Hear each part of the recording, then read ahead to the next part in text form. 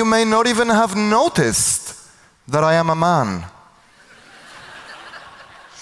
Oh, and in case you were wondering, I am also white.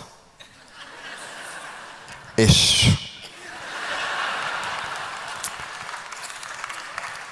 And it kind of gave me this, oh, that's what was happening. Hello, my name is Anna and I help individuals and organizations understand and make the most out of diversity and inclusion. And this is a series of videos when I talk about What Men Want movie, or rather I take its storyline and then make characters to use it as a prompt to talk about gender, race, intersectionality in today's workplaces. And the more I was digging into the data and research to prepare for those videos, the more I felt like the need of addressing the elephant in the room and to make a disclaimer video. Because I feel it's important to underline that this is not about being against men, or this is not about alienating white men. I think quite opposite. I do feel like we need to make sure that we try to get comfortable about uncomfortable conversations. I came across an interview done with Cheryl Sandberg, who is the CEO of Facebook and who also is the founder of Lean. And she said that When I actually started doing the research on women and how women were treated in the workplace, it was after I'd been in the workforce for 15 years.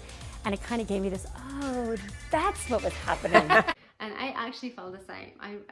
The more I look at into data and the research, the more relieved I was feeling. And I wasn't feeling more relieved because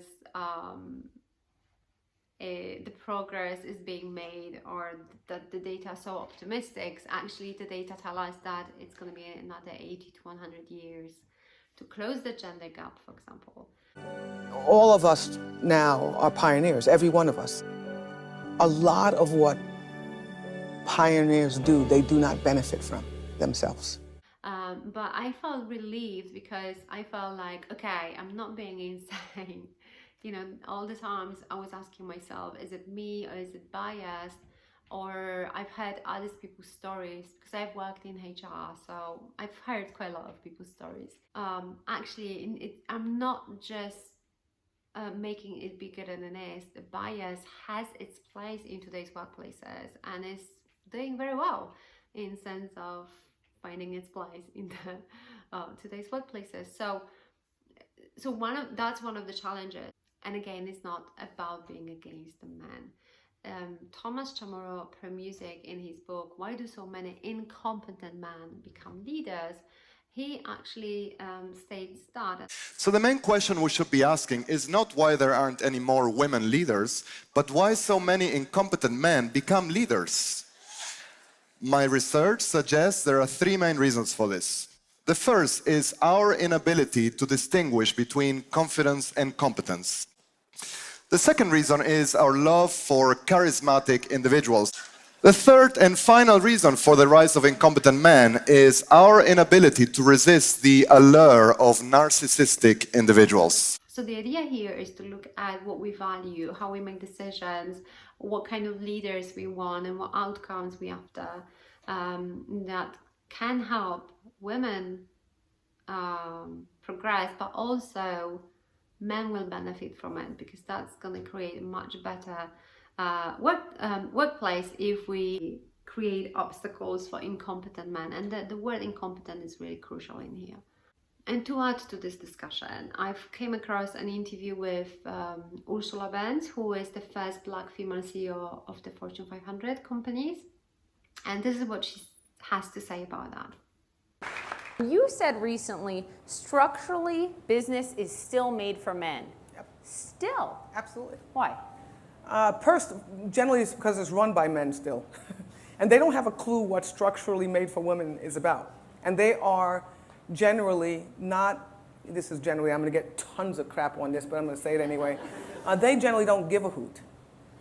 And Men don't give a hoot? Yeah, about the structural changes needed. They care about women, but we're asking them to do some pretty hard things. The two things I believe to take out of that part of the interview, one, that men do care, but the challenge is again with making obstacles or removing barriers, so making the structural changes. And that's literally a paradigm change of how we work. And this is why it's so difficult.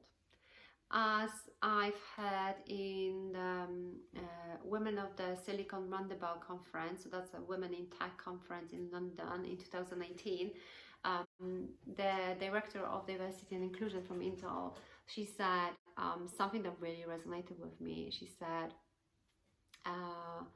diversity and inclusion isn't rocket science. It's harder because we're trying to change inside our walls what the society has done externally.